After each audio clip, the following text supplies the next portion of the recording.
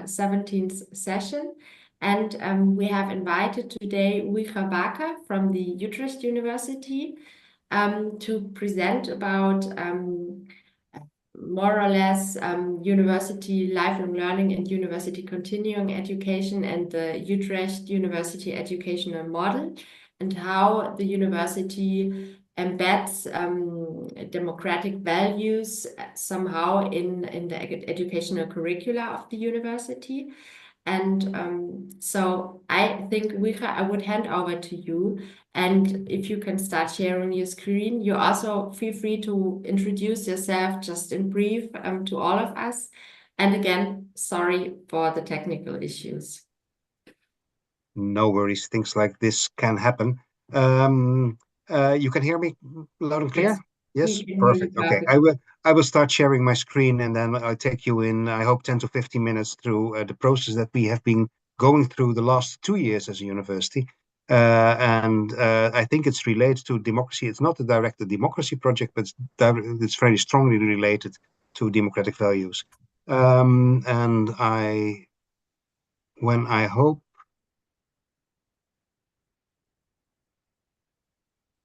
can you see my screen now in presentation mode? We see your screen, but we don't see the presentation mode. And now? Yes. Okay. Perfect. Thank you very much. Well, thank you very much for the invitation to take part in the Democrat Project through the Democracy Talks. As I said, my name is Wieger Bakker. I'm a sociologist by training, working in the field of governance studies. So my home base at the moment is the Utrecht University School of Governance, and we are together with Law and Economics 1 faculty. And for that faculty, I have a chair in society-oriented higher education, and that is related to, you could say, a slowly shift towards more and more leadership positions in education and developing education, and especially also continuing education. And that was the reason my rector asked me 6 years ago to work half-time for the university as a whole to develop continuing education within all faculties with a dedicated team to do that. Just to tell you a bit about what my university is, and maybe some of you know it. We are based in Utrecht, in the center of the Netherlands. We have a downtown campus where also the ceremonial building is, what you see on your left. And we have a science park together, what we share with the University of Applied Science, just outside the center of Utrecht. What you see in the picture of the right. We are founded in 1636, 7 faculties, roughly 40,000 students, a research incentive, broad university with all, you could say, major disciplines. And at the moment, we have around 60 bachelor programs and 150 master programs. Now, you could say that Utrecht was following more or less for decades, you could say, the development of science that we have seen also worldwide, especially you could say the turn towards more research-oriented, internally driven search for excellence, peer-reviewed publications, etc. And there was a feeling more and more the last 5 to 10 years we were not fulfilling our responsibility, of course, to society, and we were not taking care enough of you could say, the future paths that our students will follow. So there was an urge for rethinking and reassessing what is our position as a university, without losing the quality of research, to make that clear.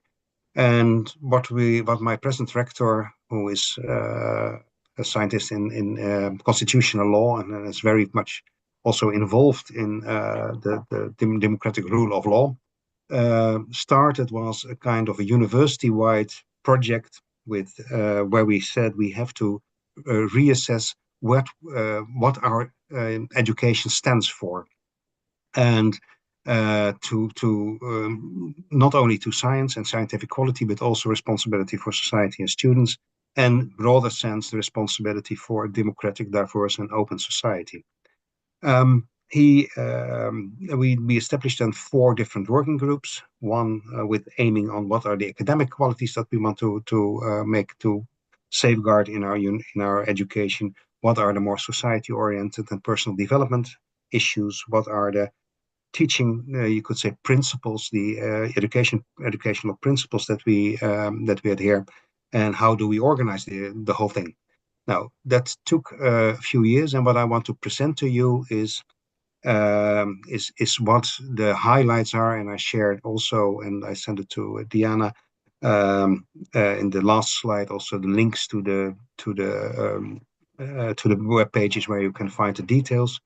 What I want to share with you is what this educational vision is, and maybe to make one thing clear, we have articulated that university continuing education is just a part of our primary process, like bachelor and master and PhD education. So that's why I'm not focusing directly here on university continuing education, but we'll come back to it in a minute.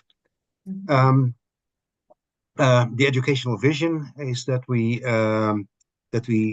say we are doing because we are a research university, we pay a lot of attention to education. So Utrecht University devotes itself, as it says here, to impactful education, which is wider than only knowledge transfer. We also want our students to be able to develop themselves to responsible citizens, professionals, and also resilient issues that can make a difference in society. That's, you could say, the frame of reference that we use. That this does not imply that we have all kind of rules and regulations where we force faculties to have every course in it, but it's the frame of reference that we use university-wide when we think about designing a curriculum or when we think about designing a course. When it comes to us students, we are very much aware that they are not only researchers, but that they are our citizens of today and tomorrow, and that they are very diverse in who they are, what their talents is, what their cultural backgrounds is, what kind of experience they already had in life.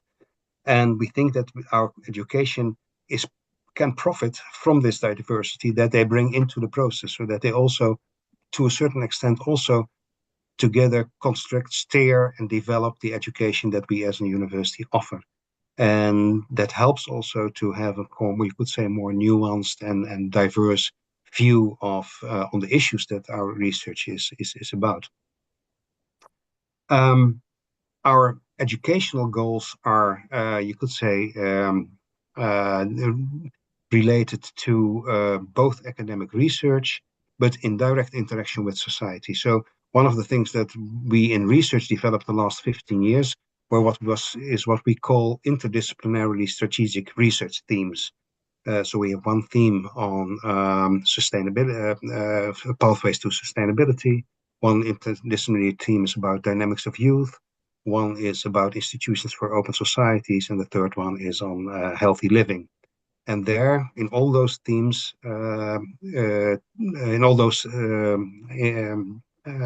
themes, we see that there are interdisciplinary projects that cross the boundary of faculties and disciplines. So, for Institutions for Open Societies, we work together with lawyers, governance scholars, but also people from the humanities and from geosciences, and as well as social sciences. And the same counts for the other disciplines. The focus is interdisciplinarity and the relation with societal challenges and transitions. Now, the structure of our education is what I already said. We have bachelor educations where we say there we focus on the disciplines and also a kind of a wider perspective that's part of every bachelor program, that there is the opportunity and also the stimulants for students to go beyond their own discipline. They are allowed to do one semester completely in a different discipline than their own. Um, master's education is focused on specialization within a discipline or an interdisciplinary theme, and is preparing for the future careers inside or outside academia. Then we have the PhD education, specialization in the research field, and continuing education, and that's demand-based academic and post-academic education, where we really try to, in the way that we, in the didactics also, to connect academic insights to professional practice and have a kind of reciprocal relation between the two. What for us is more or less, you could say, the core of our educational model is that we say we have three fields that we acknowledge in every curriculum that we organize. Not per se in every course, but in every curriculum that you follow, every degree program that you follow. It is about qualification, gaining academic knowledge and skills, but also becoming a critical, reflective student and a scholar in that field. It is about socialization, how to live in an academic world, but also in a professional world, prepare them for that, and that they are also able to function in a social environment, and personal development. And that's about how you develop yourself in your formative period. And this is especially also for not only for you could say the younger students between 18 and 22, but we see also that mid-career professionals often come to us because they are looking for purpose, sense making, meaning making also in their continuing education. Reflecting on your position and using the opportunity to develop yourself is important. And you see that also in the characteristics of our education. And again, this is not a kind of obligation that is connected with all kinds of rules that you have to follow as a teacher, but it is a kind of frame of reference. We pay highly value to the foundation in disciplines. So disciplines are important, but we also want to link that to social issues. Open science, open education principles have become more and more important for my university. Socially engaged, can encourage students to work also across the boundaries of their discipline, but also across the boundaries of the university. So one of the links that I put in the last slide is about community engaged learning, and that's something that is also part of the way that we organize our education to promote options for community engaged learning also in our programs. And what I said, room for personal development, so including in our education the opportunity to make your choices about where you want to go, what you want to become, and how to develop also your personal leadership and especially given the fast changes in our environment, develop an adaptive capacity as a student already. This translates eventually, and you can find it on the website, in what we call graduate attributes that are, you could say, the characteristics of what we hope that our students will take with them when they leave our university. And we articulated 10 different graduate attributes, and I selected here 3, and you can look on the website on what is the definition of that. But there you see that this idea of supporting also a diverse, democratic, open society is also reflected in the graduate attributes that we formulated. Acting ethically and honestly in the interest of society, collaborating based on equality and reciprocity, acting respectfully with an open and appreciative attitude toward others and in the direct environment. That's for us an integrated part of how we look at a democratic and open society. But how we implement this, that is something that is the outcome of the interaction between administrators, lecturers, and the students in a degree program. So that can vary quite extensively between different faculties. You can imagine that this works out different in a program on culture studies than in a program on chemistry, for instance. So it has its own flavor in how it is implemented. And when it comes to university continuing education, we put that directly in relation to our in the context of our social mission as the fourth pillar of our education. Then we want to, with our expertise in research, and that's why we link university continuing education very strongly to our research. We want to support alumni and other professionals in their development, and also in relation to contributing to social issues. And then the motto of my university as this today is very applicable to university continuing education, and that's about sharing science and shaping tomorrow. When you come to our website, you will see that that's a kind of phrase that's almost on top of every page. Well, this was in Diana in a very short presentation. Could say the highlights of our educational model, and I tried, as you asked me, to be brief. So I hope that we can have a talk on this and have your and I'm very happy to answer your questions on this. Shall I stop sharing my screen? Yes, please, you can stop sharing your screen. And thank you very much for your presentation. And I think it is very important to focus today really a little bit more how democratic competencies and values can be embedded also into higher education, because in previous sessions here in the democracy talks, we talked about secondary schools and in the school setting more or less. But I think this educational approach should be embedded in all pillars of education, of course. So thank you very much for your presentation. And I took note of some questions, but I invite all of you here in Zoom, but also the audience in YouTube, to raise your questions if you might have any. And my first question is, you pointed out this aspect already a little bit, but was there a starting point for the Utrecht University to redesign or to design this kind of educational approach? Was there a happening, or why did you swifted the focus of the university a little bit? Yes, you could say that it was a kind of an evolutionary process, and to tell you a little bit about to that started more or less 25 years ago. You could say that in the 1980s there was this shift to more emphasis on publications, peer reviews, search for excellence, rankings. So that became more and more important. And already around 2000, 1998, 1999, we said, well, okay, it looks as if we are neglecting our educational quality. So what started from there was that we said that Utrecht took the initiative also to have kind of different degrees or certification of university education. So as a young scholar, you also that has to teach, you have to go to a program to obtain your degree, your basic degree in university education. And then if you want to move up the ladder, you also have to get your senior degree.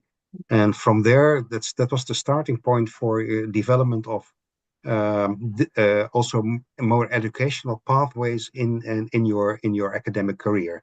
And most of the time it goes together, but there are also situations that education can become more or less your main focus of interest without and research always is connected with that, but that's something important. So then there were educational leadership programs, and we had a Center of Academic Teaching and Learning, including tenure tracks for people who want to develop that. In the same time, and especially you could say since 8 to 10 years ago, there was the idea of contributing to societal challenges and to transitions, and there were some domains that were more important than other. Technology changes, data, ICT, artificial intelligence, etc., was one domain. Sustainability was another one, and the third one was especially everything that has to do with youth. Now, that idea started with research, but then we said, well, that has to be reflected also by our, if we say we are responsible also for contributing to society in this way, we should connect that with our education. And we established first the Center for Academic Teaching and Learning in 2017. and we had annual festivals on education. And from there, the idea arose, well, we have to have several programs to develop interdisciplinary education, community engaged learning, university continuing education. I'm dean of one of those programs. And we said, well, what can we do to embed that in the university as a whole? And that was, you could say, 2.5 years ago, the starting point from, okay, now we are going to reassess our educational model. We had an educational model, but that was especially focusing on what type of education, small scale, intensive, activating education. That was more or less the core of the previous model. And we said we have to be more clear on and build common ground on why more existential almost. Why are we on earth as a university when it comes to our education? Mm-hmm. And this is the outcome of that process, what started 2.5 years ago. Mm-hmm. Thank you So very much. it was not one event. It was not a disruptive event that said suddenly brought us to do this. It was more kind of the outcome of an evolutionary process. Yes, and I think this is especially very important because if I remember my experience when I studied, it was really, we had our modules fixed, we had no chance to decide really, and this is something that really, I think, changed also when the switch to bachelor's and master's degrees happened. So I think your university is providing very good examples how we become more flexible, or how we can learn in a way that we become more critical and and responsible in decision making, for example. Also, but Karsten, you have a question? Sorry, you're muted. Yes. In fact, I have 3 questions related to our project and how it developed. One question is regarding that in our project, we are also talking about schools as democratic organizations. Take the point of departure that most of the schools are not very democratic in the European Union. And so this is related to the university, as far as I know from my studies about university reforms, also the Netherlands, is that they go more to a more hierarchical structure and more business orientated. So how is a democracy embedded in the university structure? And this is then related to the second point, which we tackled also in our project, that we stated that probably not all teachers are prepared to teach democracy as we conceived it. And so the question is, if you see that the university professors are really prepared to act to teach democracy also in the subject disciplines, and this is related to the last question. One question which we tackled also is the open classroom claimant, participation of the students in collective decision making in the design of the classes and so on. How this is in your university? Thank you very much. I'll try to do this to answer this in a condensed way. Then your questions are quite intriguing, but also not often not. I'm not sure that I'm able to answer them in just a few minutes. Well, about maybe starting with how democratic is the university. It's always not democratic enough, of course. But I think that the involvement of the university as a whole in processes like this is quite extensive, both from the staff and the scientific staff, as well as the organizational and support staff and the students. So in the committees that I mentioned, we always try to organize diversity in participation and have a larger groups participating in it. So we have students taking part who are also members of student councils in their respective faculties or departments or on the university level. involve an as broad as possible groups in those different working groups, and when there is a draft, then we collect also input from the different faculties. So there is, you could say, in terms of decision making, it is relatively limited. There are legal regulations on what university council are allowed to decide upon. But that's only the formal democracy. You could say that the informal democracy. And for instance, my program on university continuing education, I not only am accountable to the deans of education, but I always come twice a year to the university council also to update them on what's happening and to collect input on what their perspectives are and what their worries are, and that's a kind of a for all the programs is an important one. So that's one thing. Teaching democracy and our students and our teachers prepared to act. That's an interesting one. As I said, this is a kind of what I present to you is a kind of a frame of reference when you develop courses. So it's not necessary. It's not automatically so that those courses, you could say, teach democracy. It's the idea that through appreciating the diversity of the students and taking that into a course, and through supporting the development of a more critical perspective on teaching, through connecting your research subject also with issues in society or societal challenges. We hope that that will reflect our vision on education. Having said that, as I said, all our teachers are trained and follow courses to obtain their at least their basic qualification in university teaching, and these elements, also the education model, is part of that training. And the training takes, when you start at university, it takes roughly 2 years, and you only can get tenure when you have obtained your basic qualification, and you only can be promoted to associate professor, for instance, when you have your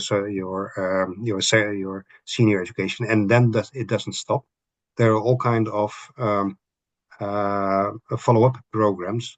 There is a follow-up program on honors teaching. There's a follow-up program on interdisciplinary teaching. There are follow-up programs on university continuing education, and there the didactics for specific kind of teaching are also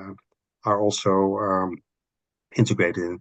So no, not everybody is able to teach democracy, but we hope that the stock of our university teachers all get an idea on how they, looking from their discipline and their opportunities, also can relate to this educational model.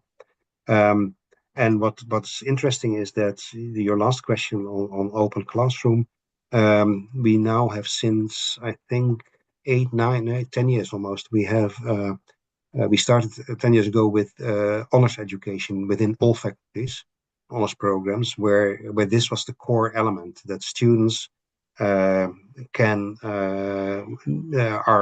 invited also to be in the lead in developing courses, often in the extracurricular way, but often also in programs connected to the degree courses. What we're trying to do now is to integrate that and to embed that in the regular programs, so that what we learned over the last 10 years will be embedded there. And that's we're not there yet.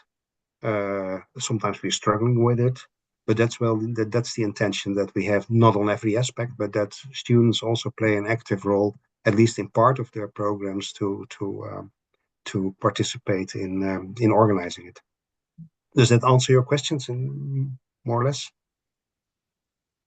Yes. Thank you. Think so. We have 2 more hands raised. So Marta, I think you were first, and then Georges. Thank you for a great presentation. I'm really inspired how you try to combine different roles of university within society. But I was particularly interested in one of the aspects you mentioned in your presentation, which is diversity as an asset in your educational model. And I would like to ask you whether you apply an intersectional perspective, especially in relation to teaching, understood as curriculum design, but also teaching methods and organizational culture. And if you do apply in the intersectional perspective, could you share with us how you integrate it in these areas? And again here, thank you for the question, by the way. It's this is an interesting part as we see that that this is also one of the issues that often leads to quite intensive debates in different faculties. And what we see is that at the one hand, it is when I look at different places in the university, I see that especially within parts of social sciences, humanities, and especially the international programs, so the liberal arts and science programs and the international master programs, their intersectionality is more visible and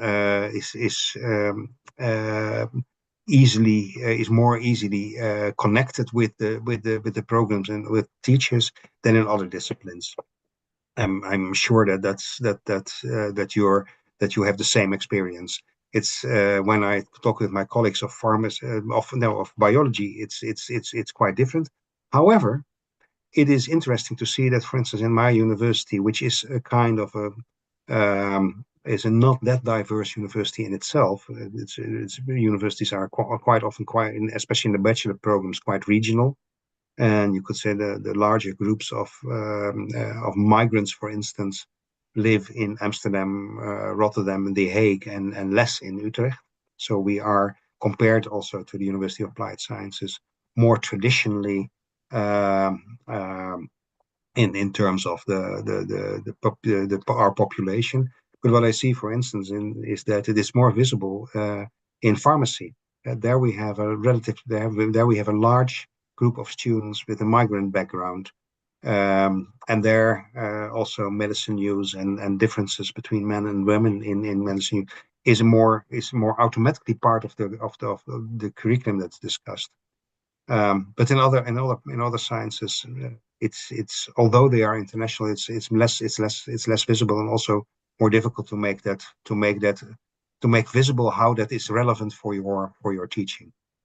Also, the programs, we have different programs on assessing your curriculum in terms of in the relation, for instance, in decolonizing the curriculum. We see that is in the humanities and in the social sciences much easier to attract attention for it than in some of the other disciplines. So yes, it has attention. No, it has not attention everywhere. Does that answer your question? Yes, thank you. Yeah. Okay, then Georgios, please go ahead. Thank you, Diana, and many thanks to our speaker. I hope your model really is imitated by others. I don't know if anybody is following you in the Netherlands or elsewhere, since you are quite experimental in this. But what interests me, and I studied first engineering, and there were people there with a lot of interest beyond the technical aspects, but it was not easy to see how to connect, especially when the universities are separate. I was in a technical university and the other is say, more social science or traditional universities, how they connect. And I wanted to ask you whether in the core of this interdisciplinary teaching, whether you have, as you said, elements of resilience, elements of judgment, of things like that. Very recently, we have been talking about telling between fake news and real news. I mean, that's an important thing of resilience in our world and of having a bigger picture that allows you to place yourself in this mess of influences. So I don't know if you use any of these methods that we also discuss in our Democrat project. And finally, whether students appreciate this and see this as also advancing their career. Can it be paid afterwards in the market, Mm. or they're doing it for their soul. I mean, or something to change in the market to appreciate this kind of broader knowledge and understanding and placement of oneself in the system, broader system. Thanks. Yeah, thank you very much. This is a very broad area that we are entering now with your question. There is let me first say I have in both in the faculty in most faculties at the moment, and also on the university level, this whole idea about how to tackle fake news, not only outside university but also within university, and how to make our students resilient to deal with that. Is you could say one of the challenges that we see and that we try to tackle. There are a lot of projects in different faculties that are addressing that. One of the interesting things is that, for instance, my colleagues from the faculty from the Department of Law, one of the departments, the largest department in my own faculty, they have a project for students where they want students to have the capacity to, on basis on public information, to challenge narratives or conspiracy theories and the spinning of events, and they get so that's a training, and that's something that we say, okay, all our students should be able to be resilient to judge, to research and to judge the information that comes to them. So, but I must say we are not yet there that we can make sure that every student does that. But that's one of the things that we are exploring at the moment. How can we teach students to do that? What I find interesting is that you see these kind of developments in most faculties. So my faculty of sciences has not only is working on artificial intelligence, but they do that together with the faculty of humanities. So we have a specific project which is called Digital Humanities, but they also share a master program together, the Faculty of Science and the Faculty of Humanities. And we think that through this kind of interdisciplinary collaboration, there is also a master program which is a combination between humanities and life sciences. And in those kind of programs, you see that most reflected at the moment. But also those programs offer electives that are open to all students from our university. So it's also something by choice. Now I think that I didn't answer all your questions. Okay, could you the marketplace recognize this added value of this interdisciplinarity, or they just want the market? Yeah, the market. Yeah. Well, two elements there. I used to be 25 years ago coordinator of a degree program on law and public administration and management, and there never have been students that were so popular on the market as those students that brought those two disciplines. So it depends a bit where you are, but interdisciplinarity is, especially when it comes to wicked problems, highly complex problems, is highly evaluated. But you have to make sure that you also still deliver the very disciplinary top students for the market as well. So to give you one example from university continuing education, within our faculty of geosciences is highly diverse in disciplines. So there are working political scientists, climate scientists, social geography scientists, urban planning scientists, etc. And the urban planning scientists and the more you could say science-oriented climate scientists found out that or identified a specific issue when it came to new housing programs in the Netherlands. The criteria for project developers to determine together with local communities where you should build a new neighborhood did lead to a situation that the new neighborhoods are built on the places that are the least open to climate adaptation. That's often more cheaper ground where project developers can have a higher margin on their profits, which is for local community for local councils interesting, then that also gives revenues for their public services, and that leads to a kind of self strengthening effect of that. And then they said, okay, we have at least to show to the people who are working in those fields what the consequence can be. So they developed a small program which is called Urban Planning in a Changing Climate, where they bring together urban planners and climate scientists for people working in that field, both in the public and the private sphere, but not only to transfer knowledge, but to give the opportunity to bring in your own cases and issues that you struggle with, and that you, together with those scientists, try to solve. So that's the way that we, and that's privately financed, those type of courses, and then we are not allowed in the Netherlands to do that with public financing. But they come to us, and through that we can share our knowledge in a way that more is aligned with these kind of issues. So the market, yes, is important, and no, not the whole market is interested in interdisciplinary. But they are interested in people that can look over their own you could say the boundaries of their own discipline. Okay, I see that we don't have much time, but I would like to address one last question to you, Wieger. This is a more general question.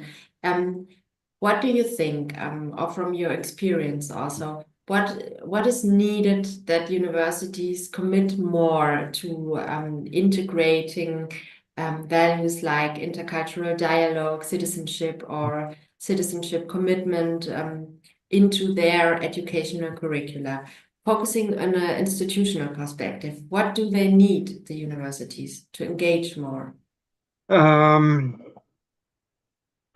I wish I would have the ultimate answer to your question.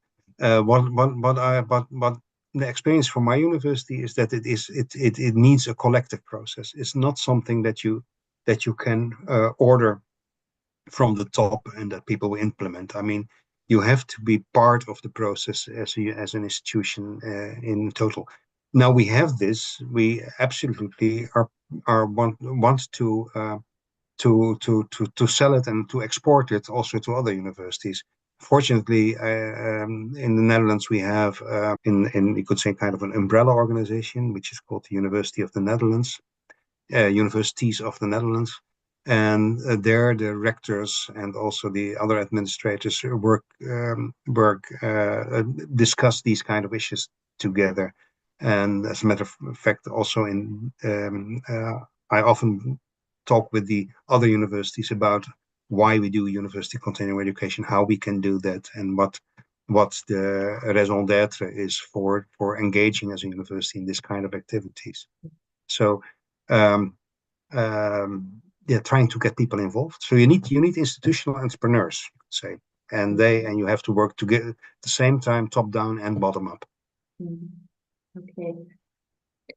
Good. I think I would have more questions, but I'm looking at the time and it's already 4 o'clock. So thank you very much for your time that you shared today with us, for your presentation, for introducing to us the educational model, which I think is very inspiring and can also inspire maybe other higher education institutions to engage more within democratic values, to include it more within their curricula.